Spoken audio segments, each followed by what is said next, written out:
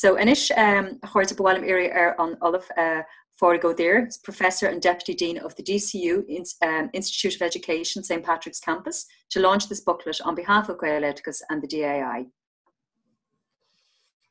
Míle mágad bhláinead agus gur mágad cur thuirtam an bhilóg ólis cheola. Fátíim rud an Gaeloideachas an Dyslexia Association of Ireland agus Gaeloideachas agus bringing their areas of expertise in dyslexia and Irish medium education together to produce this fact sheet for parents. As Gaeilge agus as Berlin, you've all seen it on screen, and I have hard copies I got in the post, which was fantastic, but it's obviously online as well.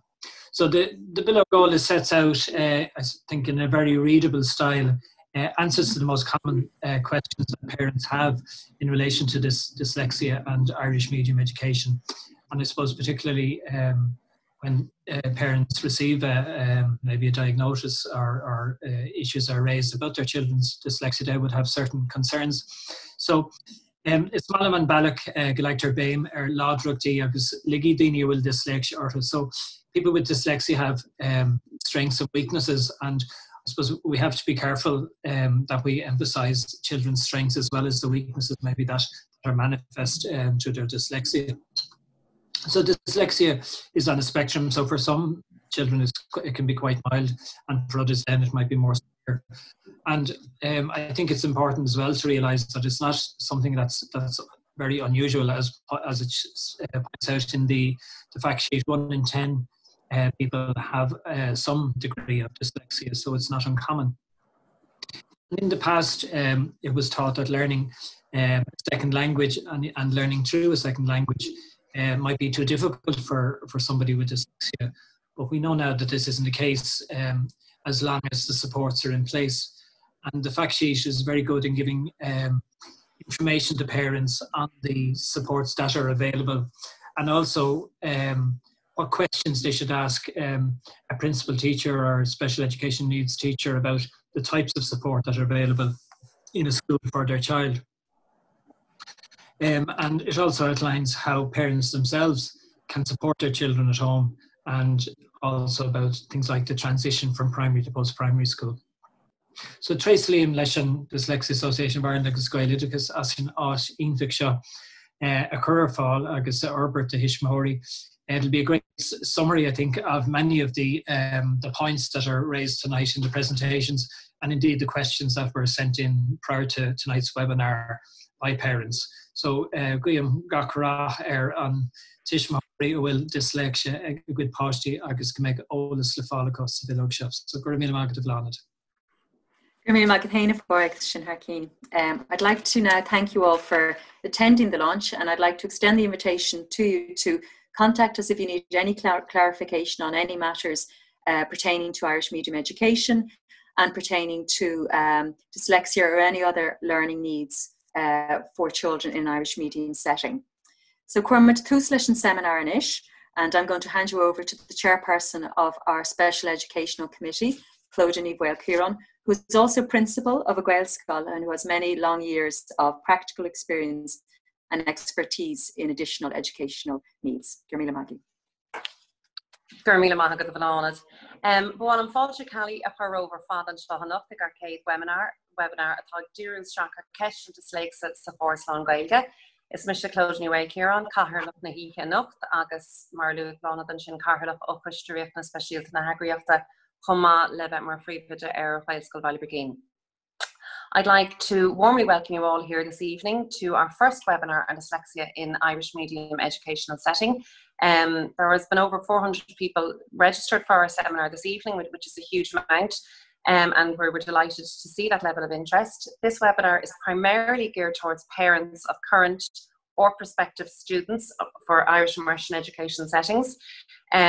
Taken with good mind to Muntori Clara Hilling question agus Fáilte with Gomor Rose agus Marol Tassulagwin Gomonish of Tarv us on webinar enough that Mar Olas Homa Tá Gestagwin Egg Raftal webinar the Muntori basic Diru Sunrach Erna Keshna Tishklina Geshna Vi Karstrach at Muntori Ribrake bhfuil a gceistúin webinar le a curfáil de búmtóirí a mac an seasanóir a basic díreúir sin. This webinar is going to last an hour, from now till about 8:15, and we'd like to thank everyone who pre-registered questions. Our panel speakers will endeavour to answer as many of those questions throughout their presentation as possible, and then at the end we will try to cover as many of the outstanding questions as possible. But however, it is important to note that there was a tremendous amount of questions sent in, so we may not be able to get to them all. There are 4 members on our panel, 3 of whom will be making presentations, and then the 4th will be part of the questions and answers section at the end, and she will be focusing on the questions pertaining to second level education. As I've said, though, this is only the beginning, and this is the beginning of our journey. It's a very important road for us for raising awareness and addressing the many questions, many of which were submitted this evening around dyslexia and indeed other additional needs in the context of Irish medium education. Therefore, it is the beginning, and we tend to continue providing as much support as possible around these very important questions. Tonight's slides will be available on our website after in the coming days. I'd also ask people and direct people's attention towards our website, which does have a section geared specifically towards special educational needs in the Irish medium sector. There is research available, there are many videos available, and as I said, tonight's presentations will also be available. Gaelscoileanna Comharthaí-Indicators, agus many thanks to Cormac, who is working the technical side, and to Ciara done Éireann ar fad Caroling. Just a reminder that there is no need for anybody to have their cameras on. It may actually enhance your internet connection there as well. So Shin a maid Wemshire Bwalam Ira Inish looking on Fanail from Tusvig Lard. I'm going to ask the panel then, they will each introduce themselves and give their presentation, and then at the very end then there will be an opportunity then for us to deal with any outstanding questions that were left. So Gana Hilam Willa a Hineid Bwalam Ira Aaron Dr. Sinead Andrew I Haina Comharthaí. Eve is Mr. Sinead Andrew. The Rastamay Scona Longaige the Gaeloideachas ar fad agus tá taithí gom a bheith múna in Gaelscoileanna. Tá méid chun 30 quid is mó an chuir seo trí bheannabar le martá sé ar siúla go mar ríis ihe amórach, so má hahaníonn sé libh a méid sin is féidir libh teas dorás ihe amórach agus éisteach leis ar fad trí gaige. And I'm an assistant professor in the School of Inclusive and Special Education at DCU, and my PhD focused on the additional supports required by pupils with special educational needs in Irish medium schools. The main focus of the case studies which I undertook were children with ASD, dyslexia and specific speech and language disorders. So tonight I'm going to share with you some of the findings from my research, and also then I'm going to talk to you about some of the literature that's available internationally in terms of bilingualism, learning to read and dyslexia. So we might start with the next slide. Okay, so as part of the study I interviewed parents of children with dyslexia who are currently enrolled in Irish medium schools, and also parents of children with dyslexia who had withdrawn their children from Irish. The one common theme that came across in the interviews and also in the surveys which I conducted in the first stage was that parental concern or anxiety was very, very big, and this in turn then affected parents' decisions in terms of Irish medium education. And as you can see from the quotes that were put up on the slides, people were wondering where their children at a disadvantage. One mammy had mammy guilt, and that's the exact word that she used. And I think anybody who's a mammy understands the burden that mammy guilt puts on you and the feelings of stress that can cause. And you can see that parents then panicked then because they were wondering whether their children could cope. And then they were always questioning all the way up. They were asking the teacher, you know, is my child able for this? Am I doing them this justice by keeping them in Irish medium education? And that was then then on the next slide, then if we look at the reason, or one of the main causes of this concern or anxiety, was the fact that it was escalated by the opinions of educational professionals. So like international research, it was found that parents were often dissuaded against Irish medium education or bilingualism in any form if their child had a diagnosis of dyslexia. So an interesting story was one of the parents had gone to bring their child for a private assessment, and before the educational psychologist had even, looked at any, undertaken any assessment, looked at any scores, it was automatically, maybe you should change your child to an English medium school. And that's an interesting concept which translates to the international research as well. So it doesn't just happen in an Irish context, it does happen internationally. And what's more interesting is when people probed as to the reasons why these recommendations were being made, it was found that there were no opinions that were being backed up in terms of the empirical evidence or the empirical data that's available and that's out there. So it's difficult then, I suppose, for parents to be able to see the wood from the trees in terms of, if they can't access the information, they don't know what the evidence says, and also then they have somebody telling them that maybe they shouldn't go this way. But interestingly, in the study of the parents who decided to keep their children in Irish medium education, there was 3 of them, they decided that they do their own research, and they went off and they empowered themselves with knowledge, and they decided that this was the best option for their child going forward. And I suppose the most important thing for any parent out there to make an educated decision is to have the research. So on the next slide, we're going to move forward now, and we're going to look at bilingualism and learning to read first of all. In terms of bilingualism, then, learning to read, it depends on the orthography of the language. So you'll see here in the box on the previous slide that languages are broken down into sounds and the numbers of ways to spell sounds. So you'll see that English at the bottom, there are 44 sounds, and there are over 1,100 plus different ways of spelling the sounds. So it's very, very complicated. So if you think of the word like the EE sound, which makes an E sound, it's also EA, and there's lots of different variations, or OUGH has different ways of pronouncing it as well. So in simple terms, the more number of sounds that there are, and the more number of ways there are to spell the sounds, it's more difficult to learn to read in that language. So that language would have a deep orthography. Irish, it's not on the table, but it has a shallow orthography. It has less sounds and has less ways of spelling it, and has more consistent spelling rules. So it would be above Italian in terms of the slide there, and so it's easier to learn to read in. So as you can see, in Irish first, which would happen in Irish medium school, the thing is that it's an easier orthography, so it should be easier to learn in. Whatever refers over to English, and research shows then that bilingual exposure can have a positive effect on language learning and learning to read in the second language. And then also, if students learn to read in a more orthographically or phonologically transparent language first, so like Irish or Spanish, then it transfers over to English, and it becomes easier for them to read in English. The next slide, then, we're going to look at bilingualism and dyslexia.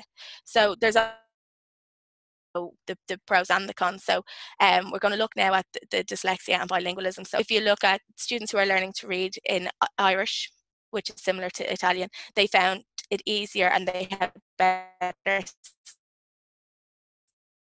skills in English reading, and based on Italian students who learned Italian first had better skills in English, and both groups had dyslexia, okay? So they perform better than their monolingual peers.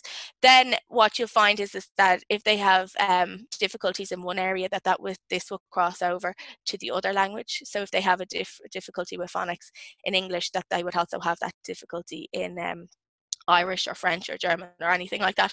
And then, I thought that this one was very, very good, that some children actually enjoy reading in their second language, because most of the time we kind of see our Irish as a burden, and that children may not find it as interesting, or they may not enjoy, if they have dyslexia, learning to read in the second language and reading in that second language. The research shows us that the students can produce language-specific literacy skills in both languages. And out of all the areas of literacy, spelling and writing is most challenging for these students, and therefore it's important for them to have a high level of oral language ability so that they can access then the other components. And benefits in early interventions in one of the languages, even if the child isn't fluent in it. So if you have a child who's going to an Irish medium school or a Gaelscoil and they don't have much Irish and they're doing Sainmhíniú, but they're getting interventions in Irish, that's still a worthwhile exercise, even if your child isn't fully fluent in this language. And then the next slide, then we're going to look at the prevalence rates. So the questions came in about the prevalence rates. So the prevalence rates, I'm going to show that in the study, there were 7,494 students enrolled in the schools that took part in the survey. So when we look at the figures, 705 of those pupils presented with special educational needs, or they were, their schools said that they had been diagnosed with SEN. So out of that, then that was about 9.4% of the whole school population. So out of the 705 pupils, you'll see that 26.52 of these had a diagnosis of dyslexia. And you'll see then on the right hand side that as the classes progressed in age, the rate of dyslexia increased. And people automatically would probably say, oh my gosh, is that because they're learning through a second language? Is that because they're learning through Irish? But that's actually typical. If you compare that in terms of the rates of dyslexia in English medium schools in the UK, it's a similar trajectory. So they tend to increase regardless of the language that they speak. And then the question is that, are there going to be more children with dyslexia in Irish medium schools because they're learning through Irish? Well, out of the 7,494 students that were enrolled in the schools, it turned out that only 2.49% of these actually had a diagnosis of dyslexia. So if we compare this to the 6% in the NCSE study in 2006, or if we compare that to the 10% that was talked about earlier in terms of the pamphlet launch, you'll see that there's a lower rate. But we also need to be cognizant when we're looking at these findings in terms of the comorbidity. So there is a high rate of comorbidity in terms of dyslexia with dyscalculia, dysgraphia, and ADD, specific language impairment, and that wasn't counted in this study. But it shows that these findings show that, you know, it's similar to English medium skills, that the rate of dyslexia increases, but on a whole, the Irish skills, it suggests has a lower prevalence rate of dyslexia than English medium skills. So the next slide then we're going to look at is the benefits in terms of children with dyslexia learning through Irish. And these are the findings across all the groups that were studied. So that's ASD, dyslexia and SSLD. And because the same findings came out in every group, okay? So one of the main findings was bilingualism. So bilingualism was a benefit for these students and a benefit for children with dyslexia because they got to learn Irish, which is something that they wouldn't get to do if they went to an English medium school. And this in turn then had a knock-on effect on a lot of different areas of their children's development. So just to reiterate, 34 people undertook these interviews. So this was parents of children enrolled in schools, parents of children who had withdrawn their children, principals, teachers, special education teachers, okay? And all these came up with a list of benefits, and bilingualism was one of them. So having the benefit of bilingualism then transferred in terms of academic benefits for secondary school, because they went into secondary school, they were good at Irish. One principal talked about how the students would come back after their junior cert or leaving cert exams and that they'd have gotten an A in Irish, and this was probably the best result that they'd have gotten across all of their subjects, and they were so proud and they were delighted to have their Irish. And then in terms of their self-esteem and self-identity and pride, that had been increased as well, because of the fact that they were actually felt like they were good at something, and that was very important. And also then school culture was talked about. So Irish medium skills, there was, in terms of school culture, it was talked about that, you know, there was an ethos of caring, that everybody, you know, was on the same page, that everybody looked out for each other. And then, as I mentioned earlier, there was a cross-linguistic transfer of skills. So and an opportunity for repetition. So I mentioned the letter letter L and the sound that makes. So they would be doing that in Irish with the L and then in English with the L, and that allowed for repetition. And children with dyslexia need plenty and plenty and plenty of repetition going forward to help them to acquire information and to committed to their long-term memory. So third language acquisition then, that was a factor as well, and the cross-linguistic transfer happened in terms of third language acquisition as well. So I'm going to go on to the next slide if that's okay, and we're going to look at, obviously, as was mentioned earlier this evening, by Bláthnaid and by Clodagh, this is only the beginning of a journey, and we need to keep working forward to do more research. We need to empower external professionals to work through Irish. That links in with the assessment as well, that it's not really ideal, it's not good enough that they're translating tests into Irish, even though they have no choice, and I understand that, but that we would be able to get assessment materials through the medium of Irish, which would then give us a good overview of everybody's total abilities, that we would get more resources in terms of ICT, that parental concern, we would empower parents with knowledge, we would empower them with skills, we would help them become more involved in terms of Irish and developing their Irish language, and that we would work in terms of developing CPD, and that's something that we're going to be working on next year for teachers, please God, and that will help in that area. So looking finally at what you can do to help your student or your child if it has dyslexia, on the next slide.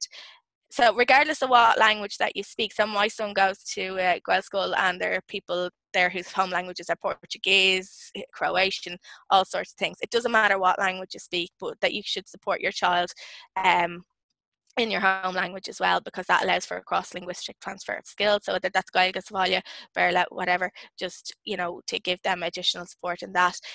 Give your children an opportunity to read in both languages. It's important then to document the child's progress in terms of their first language proficiency and their second language proficiency.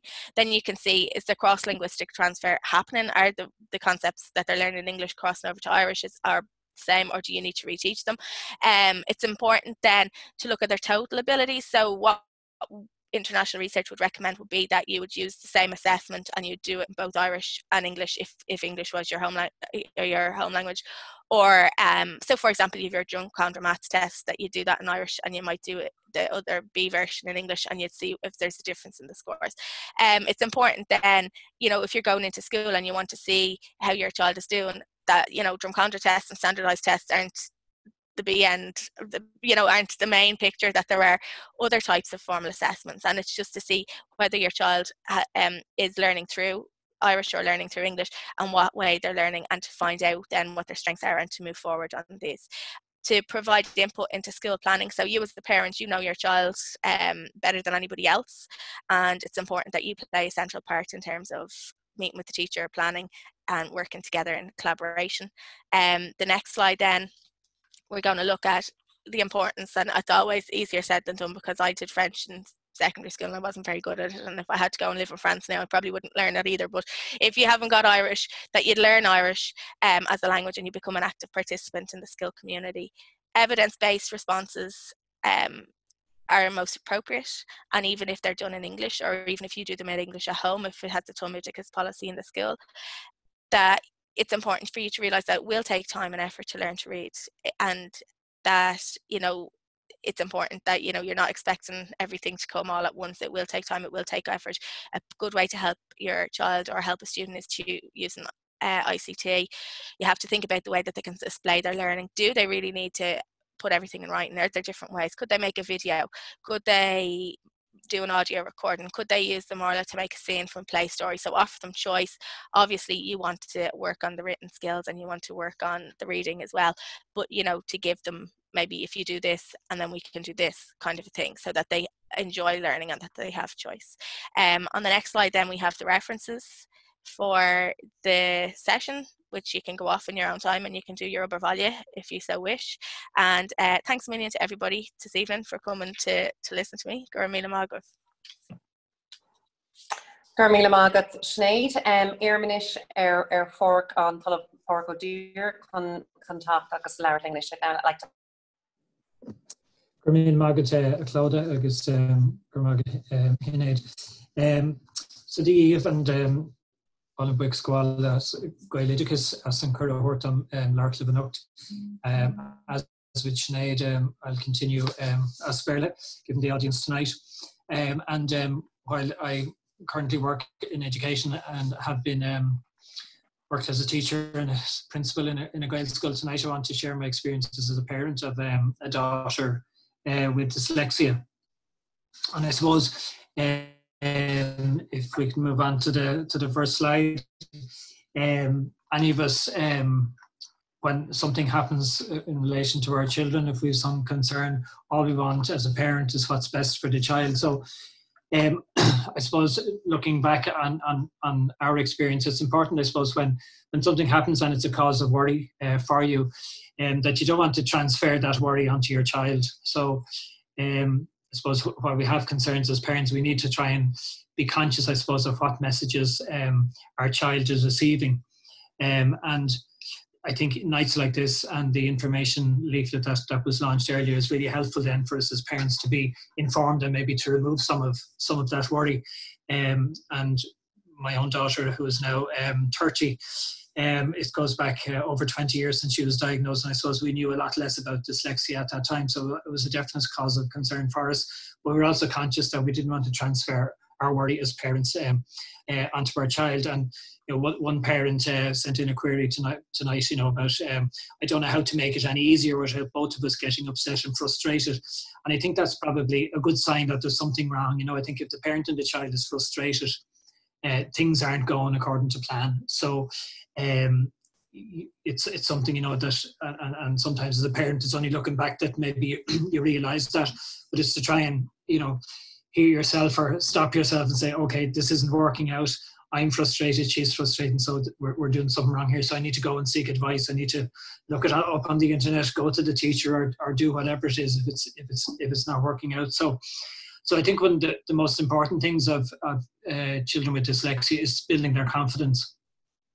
So having a big focus on the reading session every night at home may be a source of tension rather than a source of confidence building. So I think we have to be careful with that.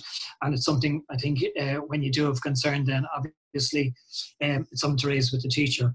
It's important to know as well, I think, that dyslexia is no reflection on your child's intelligence, that many very intelligent people have dyslexia. So the fact that your child isn't grasping the basics of reading early on like every other child is a cause of concern, but it doesn't mean that there's anything more than that wrong with your child, as it were. So moving on then to the next slide. Parents might ask, how is dyslexia diagnosed? So I suppose in our case, as parents, we were the first to notice because it was our second daughter, and we could see that she wasn't making the same progress despite putting in a lot of work at home in terms of reading, in terms of phonics and so on at school. And while she was learning some words, she just wasn't learning others and didn't seem to have that same fluency. And it's probably worth noting as well in terms of your family, and that there can be dyslexia can run to some extent in families. So is there any pattern of dyslexia among your own brothers and sisters, or your son or your daughter's aunts or uncles, cousins, and so on? Because that can be something as well. And one of our daughter's cousins was also dyslexic, although she presented in very different ways. Her behaviours were very different, or her strengths and weaknesses, let's say, were different. So I suppose, given that lack of progress, we would have raised concern with her teacher. And I suppose as teachers are sometimes want to do is they want to put the parent at ease. So the teacher was inclined to reassure us, but in a sense, we didn't want to be reassured. We wanted to see, is there a problem here, or what do we need to do? So I suppose just to be aware of that sometimes teachers, out of the best interest for you and for your child, are trying to put you at ease. Oh, no, I'm sure she can be fine. And again, very often children who are have dyslexia can be quite participative in school. Our daughter asked lots of questions. She would have come across to the teacher as somebody that she would have noticed participating in class. So to think that there was it couldn't be a problem with her. It could be a problem with him because he's so active, or so much participation, ask great questions and all the rest. And so it jars with the teacher. The teacher maybe initially mightn't actually notice it. So we asked if the teacher would do a screening test, and that was inconclusive. And then at that time, over 20 years ago, a psychological assessment was required in order to get a diagnosis. So that is no longer the case, as is outlined in the information leaflet for you. So that's really, I suppose, how the diagnosis can happen. And then the question that parents will raise is, well, should we stay with Irish medium education at primary level once a special education need has been identified? And I suppose we would say that it certainly worked for our daughter. And I think as a parent, the main question is are the supports available in the school, whether it's an English medium school or an Irish medium school, to support the needs that your child has, whether it's dyslexia or something else. And I think, you know, Sinead has shown through her research that access to 2 languages can be an advantage. In our case, it was Irish was an important aspect of our family life, so it was important, if possible, for our children to get education through Irish. But I think if we felt at that time that that wasn't possible, or there was a better way, we would certainly have looked at those other options. So there's no reason why an Irish medium school shouldn't be suitable for your child. But again, as outlined in the below goalish, there's the type of questions you should ask of the teachers and of the school. What supports are in place, and get advice and ask the teachers and ensure that your child is getting the support that they need. And I suppose the other aspects, and as a parent, I suppose you ask, well, if we moved our child from the school, what would that say to her? You know, what message does that give to her? And there is, I suppose sometimes there's a danger that maybe if you move a child away from a school from where they've settled in well and they have friends and they feel part of that class and that community, that it can have a detrimental effect, and they might struggle for a while before they sort of catch up and fit in with a new class. So it's a matter, I suppose, of factoring in all those things as well when if you are considering moving your child, is what the impact and what the message that would have for the child. So another parent asked in relation to school was, the man's school is an iPad school, so in terms of that transition, and I suppose it prompts very well the issue of new technology. So we would have found that the use of technology transformed things for our daughter, in that it made life an awful lot easier when smartphones became available, and spell checkers, and being able to look things up. And even on the Gaeloideachas website, and there's a link in the information leaflet, you have the Aber at. So the Aber is the Irish word for to say, so ABAIR, aber.ie. There's an app you can download on your phone, and it's a website as well, and you can put in words there, so it'll give you speech, text to speech. So you put in the word. So as a parent, if you're not sure, or your child isn't sure how to pronounce a word, you can put in the word, and the app will pronounce the word for you. And there's lots of online dictionaries as well. Terma.ie, T-E-A-R-M-A, Terma.ie, and Chonglan will give you lots of support, and grammatical support with grammar and that. So I think if the school is an iPad school, there's no reason why that wouldn't be an advantage for your child. Another parent asked, would dyslexia affect your child's ability to learn a third language? And I think certainly in the case of our daughter, that she wouldn't have done as well and learned French so well if she hadn't had Irish. And I think the key to learning languages is that they hear the language, and that it's oral as well as obviously some written, but the oral and the spoken is so important. And that's very much in keeping with the approach adopted in terms of Irish at primary school and in languages at post-primary school. So as long as children with dyslexia are able to use the strengths that they have, in other words, their listening ability initially in terms of learning a third or a fourth language, there's no reason why they can't learn another language. And again, Sinead has pointed out how one language can support another because you have transfer of skills. So if we move on then to the next slide, I think one of the I suppose the issues, I suppose, or one of the things that we learned from our daughter is that as long as just people with dyslexia can get the information, that's the most important thing. So lots of famous people have had dyslexia and been very successful, such as Leonardo da Vinci, Picasso, W.B. Yeats, Einstein, Hans Christian Andersen, Henry Ford, to name but a few. And I suppose all of those people learnt in different ways. And being different shouldn't be a problem. So I suppose at first we felt concerned, well, how will she learn if she can't get the information? In other words, how will she get the information if she can't read? But then, of course, when you stop and think about it, well, maybe there's other ways to get the information. She doesn't actually have to read everything. And again, that's the notion then of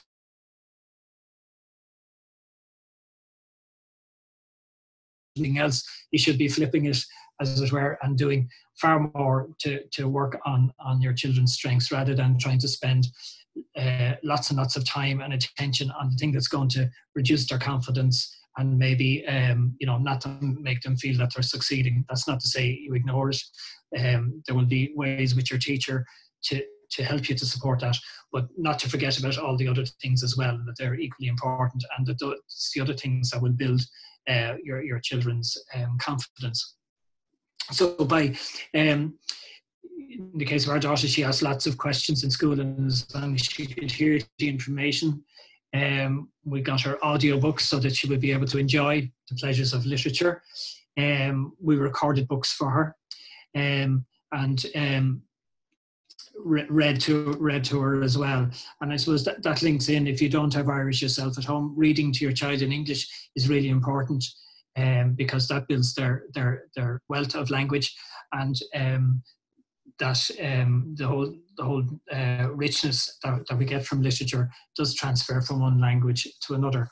So I suppose you need to ask them, what are your child's strengths? Are they good at art, perhaps, or maths, or science, or sport? And to ensure that you work on them and build their confidence.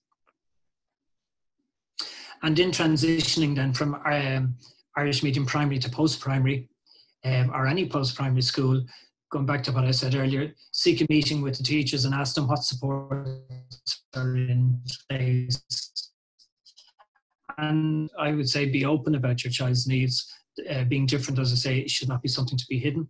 Our daughter was quite open with her teachers in post-primary school to make sure that all 8 or 9 teachers knew that she had a particular way of learning. So to put it like that, she had a different way of learning. And parents then asked maybe what are the best subjects to choose. One parent asked, is it better to avoid those that require a lot of memorization of text? And probably that is best to avoid. But again, I suppose it depends on your child. Our daughter's cousin studied history, which suited her, whereas it wouldn't have suited our daughter. But apart from Irish, English and maths, she studied French, chemistry, physics, home economics, and she did applied maths as an extra subject. So the science areas were her strength, and that subject choice built on that. In terms then of accommodations or supports for exams, spelling and grammar waiver in her language subjects, she applied for those and got them through her school, and the school again will have information about that. But if you want to check yourself, I've given you the website there of the State Examinations Commission, and there's lots of information there about the supports that you can get. So moving on then to the final slide. So looking back on the experience that we've had as parents, I suppose it's fair to say that there were some challenges. But when it came to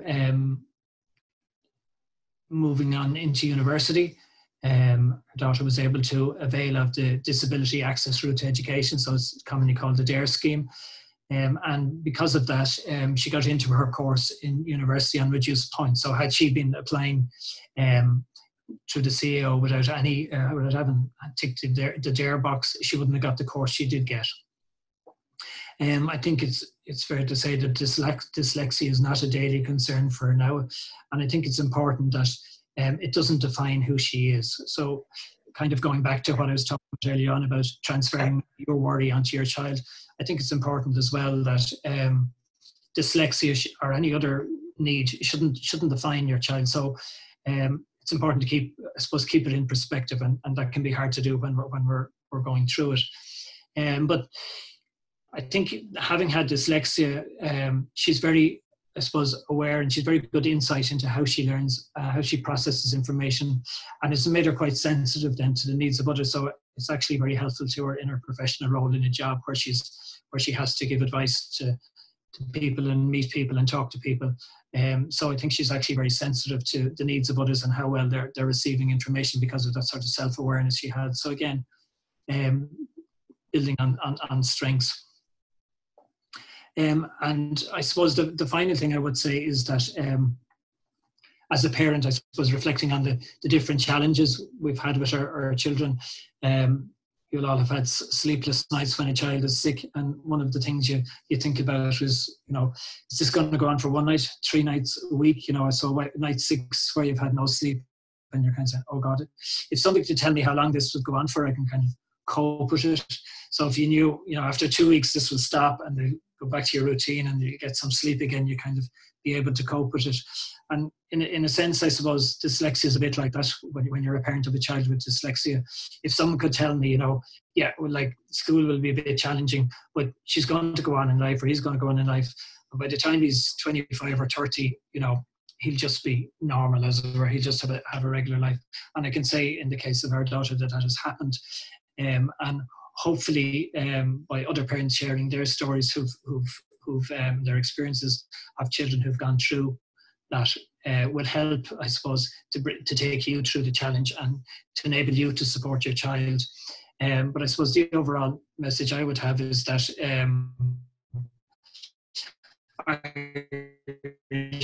has been an added advantage to our daughter. She's learned a lot about herself through it and the support she got. So she made a toleragum. So Carmela Magad the fourth, you should know what our father. Many thanks to Port for that very informative presentation. While I'm here in Ish, Niamh Nic Diarmada, at Comharthaí-Indicators, I would like to welcome Niamh Nic Diarmada now. This mission Niamh Nic Diarmada is pre-bid in May in Gaelscoileanna in Comharthaí. So I'd like to start by thanking Gaeloideachas for giving me the opportunity to participate in today's seminar. Dyslexia is identified in Scoileanna Gaeilge, how children are supported in school, and what parents can do to help their child. So if you look at the image there, as parents, the word dyslexia conjures up lots of different images and emotions for us. And it is a word that may frighten us and cause us to worry. And we wonder how our child will cope in school and how we will be able to support our child. We also worry that our child won't be able to learn and keep up with his or her peers. But it is important to know that dyslexia, as already has been mentioned, is a condition which body of research available now on dyslexia. There are lots of supports also available for children attending Scoileanna. So if we could go on to Carmela. That dyslexia is not caused by sending your child to a Gaelscoil, and there is no evidence that a second language exacerbates dyslexia. There is no evidence either to show that dyslexia is more common, as already said by Sinead, among bilinguals than monolinguals. And as already stated, it affects approximately 1 in every 10 students. So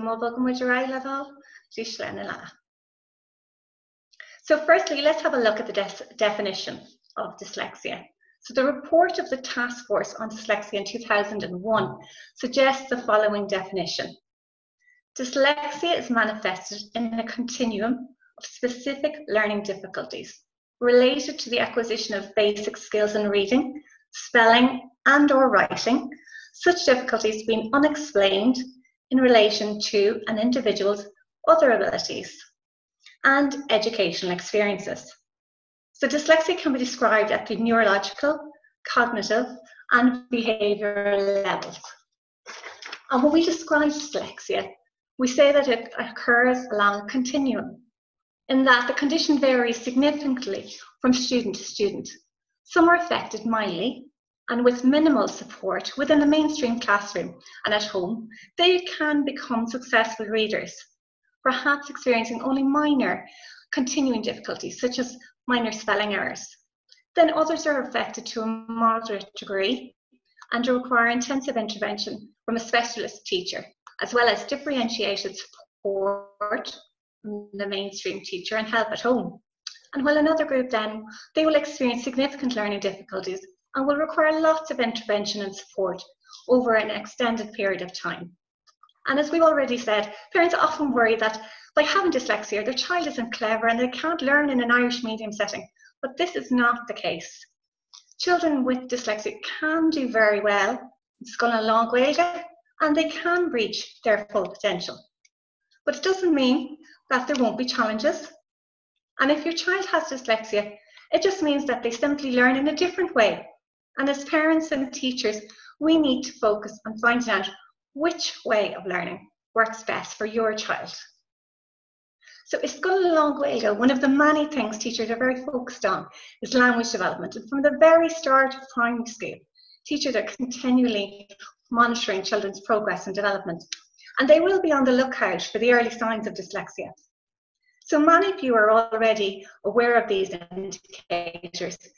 And it's good to know that dyslexia is identified in the same manner in Gaeloideachas Gaeilge as in English medium schools. Early intervention works best.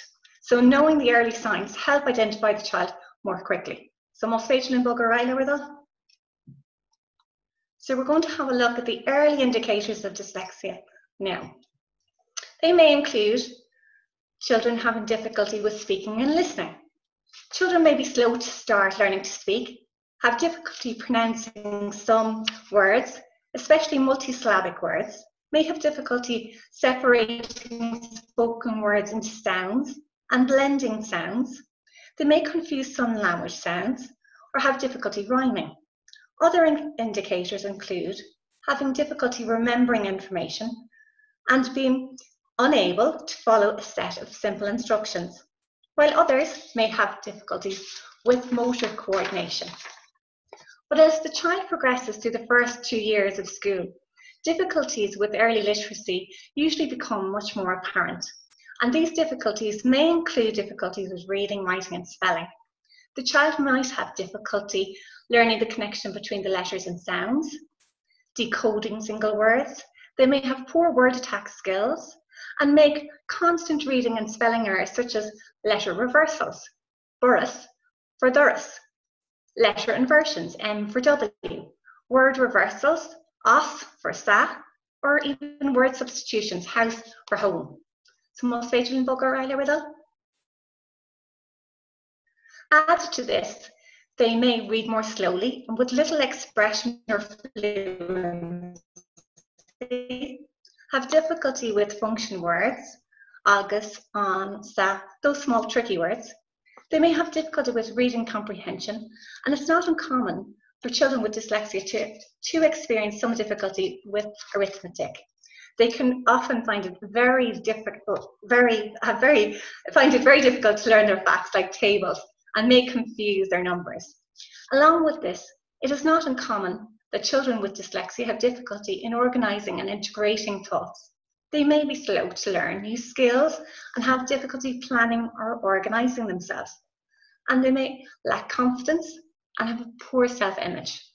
So knowing these early indicators will help us identify the child with dyslexia much more quickly.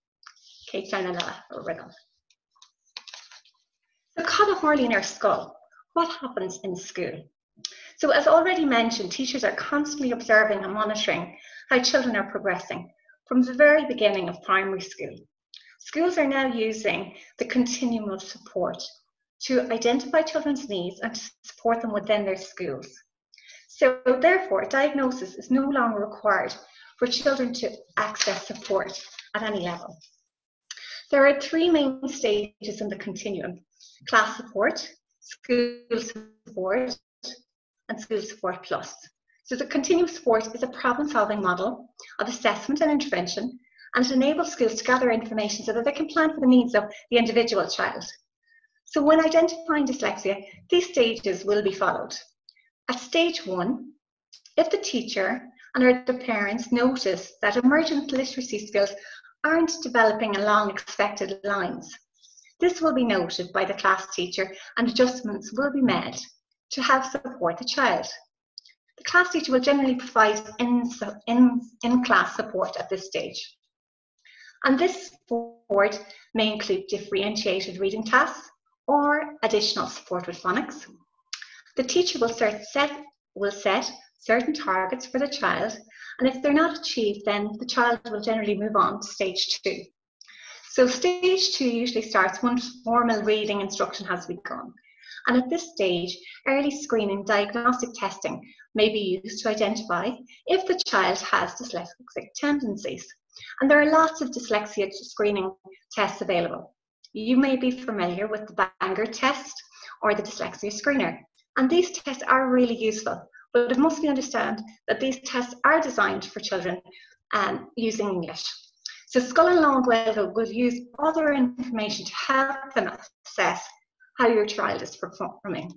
They may use an áit bhasúnaithe don litreachta and information also from the Prevalence Masúnachta don Gaeilge. So if a student is deemed to be at risk, an appropriate individual learning programme will be developed in consultation with the parents and be implemented by the class teacher and/or the learning support teacher. The learning support teacher may offer the student help within the class or withdraw the student for one-to-one teaching. And many Scoil and Long Gaeilge use approaches such as reading recovery, Brett ar an Léithreacht, to help the child at this stage. So after a period of intervention, the child's progress will be reviewed. And again, if the learning targets are not achieved, then stage 3 will be implemented. So at this stage, stage 3, a team will meet to consider the student's learning strengths and his or her response to the instruction that has been provided to date. This team will usually consist of the student's class teacher, the learning support teacher, an educational psychologist, and the child's parents or guardians. And it's at this stage that a formal identification of dyslexia will be made. Once a formal diagnosis has been received, the child's learning plan will be reviewed and then adjustments can be made. Before the child moves to secondary school, a review of their learning needs will generally be carried out to see what supports, if any, are required for secondary school. So it is important to know that children in Scoil and Long Gaeilge follow the same path as children in English medium schools in relation to how they are assessed and how they are supported. So must say to the So as a parent, what can you do to help? So firstly, if you suspect that your child may have dyslexia, you should really make an appointment to discuss that matter with your child's teacher ASAP. And the teacher will discuss your child's learning and carry out screening if necessary. And if your child receives a diagnosis, it's good to do some research into dyslexia. And there are lots of excellent publications available. A very useful source of information is the Irish Dyslexia Association. The IDA provide workshops for parents and organise talks. And they also run after-school classes for children. And a list of these can be found on the website dyslexia.ie.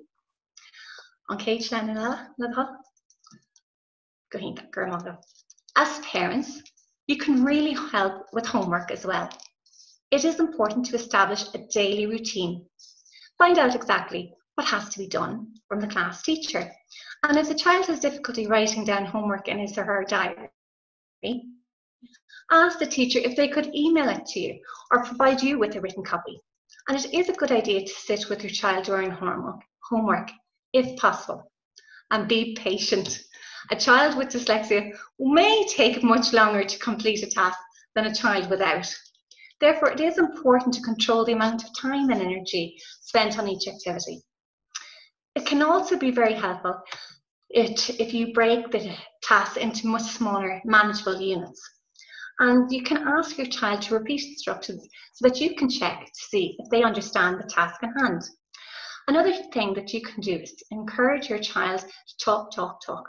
Encourage them to describe the pictures in their storybooks, describe what they see on the street, to retell a story in sequence to younger little ones. Becoming a good communicator will really help the child with dyslexia. So I also recommend that you find out which phonics program your child is using in school, and help your child with their phonics at home. It is really important that children learn their phonics in both languages, as Irish, as already has been stated by Sinead, has a different set of sounds to English. And there are great resources available online. Mara Dearha and Code na Gaeilge are just two that come to hand. So when helping your child with their reading, you might like to try paired reading. Paired reading is really a great approach for all students, but particularly for children with dyslexia. Simple things like using a plastic line tracker can also be really useful. They allow the child to focus on one line of text at a time, because sometimes children with dyslexia find that words bump into each other on the page or that they move. So using the tracker can help reduce this. Also, using graded readers will be really helpful. And there are fantastic readers available at Gaelscoileanna now. Cleta is widely available, as is Shade on She. And a new graded scheme called No from Clove Raftery is available, as is Sunna Aglaeve. Remember, children with dyslexia will need overexposure to words. So provide lots of opportunity for them to see words in print. Pádraig already mentioned aber.ie, and it is a really fantastic sound of the words. So when helping children with spelling, it's most important that you discuss how to approach this with the class teacher. Learning lists of spelling words off by heart in isolation for a spelling test on Friday will probably not help your child. Children with dyslexia will possibly become very frustrated with this approach, and it will probably lead to tears and stress for both you and for them. So a child with dyslexia may benefit more from focusing on word study activities. Learning the spelling rules and the common letter patterns which occur in words can help children remember their spellings a little bit better. And remember that spelling is a written activity, so they need to use a multisensory approach to learning their spellings. Dictation activities also might be much more useful, and a very good approach is the look, say, cover, write, check one as well. Other children use mnemonics, and they find this very helpful for spelling those tricky words. And simple things like using colourful pens and pencils and coloured paper can often help children just focus that little bit better. So try and remember that spelling is only one element of writing. Give your child lots of different opportunities to write, and as they get older, they may begin to move to use technology for their writing. And they may learn to use how to use the spell checker and the dictation functions on the computer. And they should also be encouraged to learn how to touch type. And TTRS online is a touch typing course, which lots of students with dyslexia find very useful. So a really, really important thing that parents can do is to continue to read. Just because your child may find it difficult to read doesn't mean that they should be denied the pleasure of a great book. It's wonderful to be able to say that never before have there been so many books available online in the Irish language.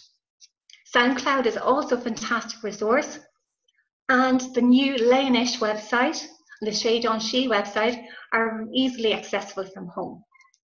Having an audiobook in the car is always great for a long journey, and this can really help a child with dyslexia learn more about the world. We're Uncle Skur, mulla, mulla, mulla. Praise, praise, praise. Children with dyslexia need lots of reassurance. They may find reading and spelling a struggle at school, so always focus on their strengths and their positive things. Accept that not all children learn in the same way, and find ways for them to succeed in their learning and in other areas outside school, such as sport, music, science, drama, coding, art. You will often find that the child with dyslexia will be very creative and very good at looking at things from different angles. So children with dyslexia can do very well in Gaeilge Gaeilge, and by working closely together, teachers and parents can help children with dyslexia reach their full potential. So gur míle míle maith agam. Né, rat agad clúda. I'm actually going to jump in at this stage just to apologise again for the blip at the beginning. It seems that our technical issues have now been resolved an hour later, and we can increase our capacity. Unfortunately, that wasn't the situation at the beginning of our launch and our seminar.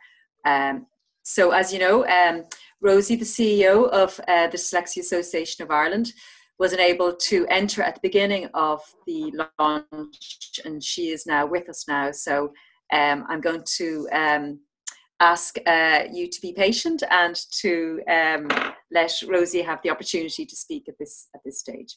Thanks, Rosie.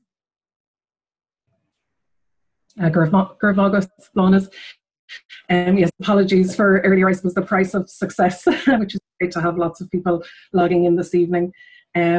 So I'm just going to say briefly, look, we in the Dyslexia Association are delighted to have, with the collaboration work we've been doing with Gaeloideachas and colleagues over the last year almost now at this stage.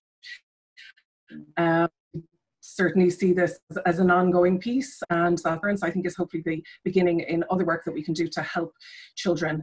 What struck me listening to all the great contributions this evening is essentially how much similarity there is. You know, the advice for parents of children who are in Gaelscoil is very much the same advice for parents of children who are in other languages. It's the same type of questions you need to ask from your school, the evidence-based approaches, you know, good phonics programs, how you can help your child, that focus on their mental health and well-being, and also the importance of really, I suppose, working towards their strengths. And that's so important in terms of that long-term goal of getting them to achieve their potential at the end of the day.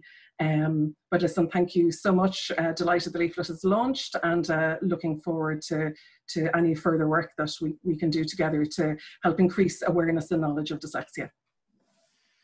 That's great. Thank you, Rosie, for those kind words. And I think they reiterate what we had mentioned earlier on. So we're obviously on the same path together on this, which is great. So as you know, the leaflet is now available. That's it in hard copy. Unfortunately, we can't send out hard copies at the moment, but it is available on our website as PDF and also on the DAI's website also. So I'm going to hand back to Clodagh, and she's going to wrap things up, and thank you all for being with us. I'd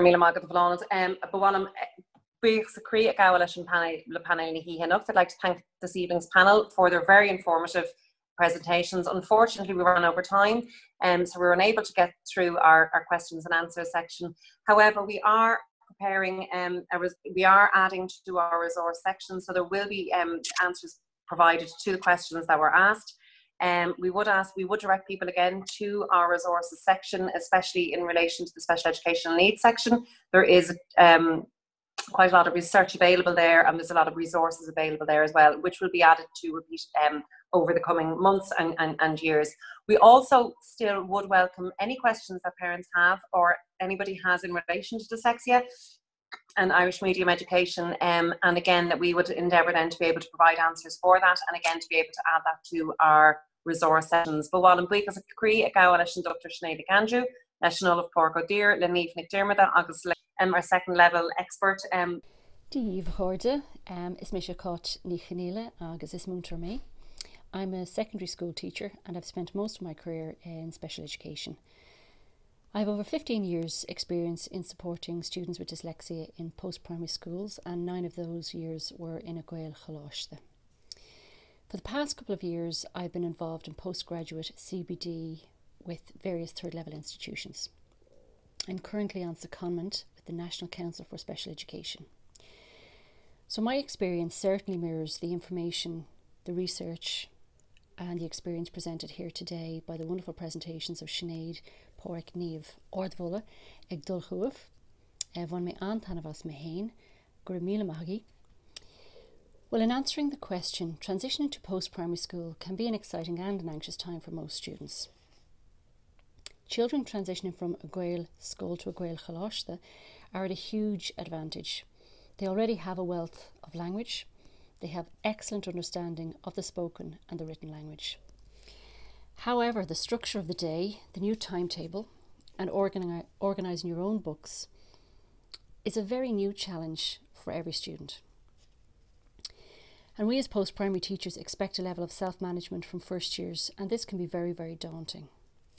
Open communication and checking in with the student on a regular basis is vital. The level of ease students will have engaging with the curriculum as Gaeilge can really depend on a number of factors, especially if there are any other additional or coexisting challenges. But over time, each child usually adapts and thrives given the right supports. Schools work hand in hand with parents. School supports students with dyslexia. They may provide extra support classes or team teaching. Resource teachers liaise with subject teachers, other professionals, and indeed with parents. Anxiety can be a real issue for the first couple of months for every child. Parents can support and reduce these anxieties. Encourage and praise your child's efforts, keep them interested, build on prior knowledge, motivate them and help them understand that it may be a difficult time initially, but it's ultimately achievable. The level of dyslexia also determines how easy the transition may be. I have worked successfully with students within the full range of STEM scores and standardised scores. So my advice to parents would be to create and support a good work ethic very, very early. So establish a homework and study routine. First years initially begin to complete homework very quickly, and they tend to rely on their memory of class rather than referring to their books or study notes. And as a history teacher, essays are required from first year. First year students begin the term not checking their facts and including vague and very often incorrect facts. The structure and content is also important, and students with dyslexia generally find this very difficult.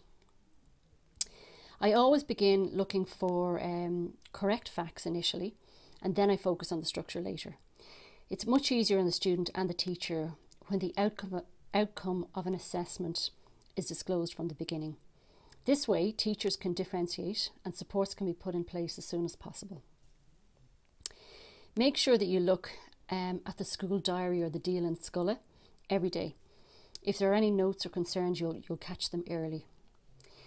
Simple techniques such as ticking off the homework in the Díl when it's completed, and then a second tick when the homework is actually in the bag, can make a really big difference. I usually put a copy of the timetable in the student's locker, and I always have spare copies in the resource room. Categorising subjects into different coloured Ziploc folders can help with organisation. Students who find it difficult to take homework down from the Clár should ask the teacher if they could take a photo of the homework from the Clár or from another student. Make reading English books for pleasure a routine in the home. Bedtime reading or allocated reading time. Join the local library. Audiobooks are great. Use Borrow Box from the library or use the Indianapolis Public Library. They have free audiobooks read by famous actors. Or you could use the app Audible. Expose your child to as much language as possible. Discuss and debate issues at home. Each year, I supported students with dyslexia to achieve in a Gaelcoileanna. They settle in, they make friends, sit continuous class assessments and achieve high grades in the junior certificate, the junior cycle and in the leaving certificate. The range of dyslexia, the motivation of each child and the supports around that child at home and in school all vary. We're all wonderfully unique. I've had students that would gain over 500 points, others that might reach 370 or lower. But students with dyslexia can form lifelong friendships and they can reach their academic potential in a Gaelcoileanna. With extra support and hard work, students reach their potential and extend beyond that. I was chatting to students earlier today and they said, knowing you have dyslexia early on really helps. It makes you realise that there was a reason for your challenges. Once you know that, you can approach study in a different way. That will help you. It'll help you to stay motivated and to always strive for excellence and to believe in yourself. Gurmila Mahagi. And I'd like to thank all of you for being here this evening, and hopefully, as I said from the outset, that this is the beginning of our journey. It's for us all, for the educational sector, for parents, for families, for children, and for us as teachers just to say that we do have newsletters, which we would ask parents to, that you are able to sign up for. Especially there is one specifically for parents, there is one for primary school teachers, there's one for secondary, and there's educational needs. You can sign up to them on the website, and they will be, they're disseminated then on a regular basis throughout the year. They're full of resources, full of information, and we would encourage people to sign up to them. So Gaeloideachas, míle buíochas agus peicimid a ríisibh de cúna dé. Míle maith agóibh.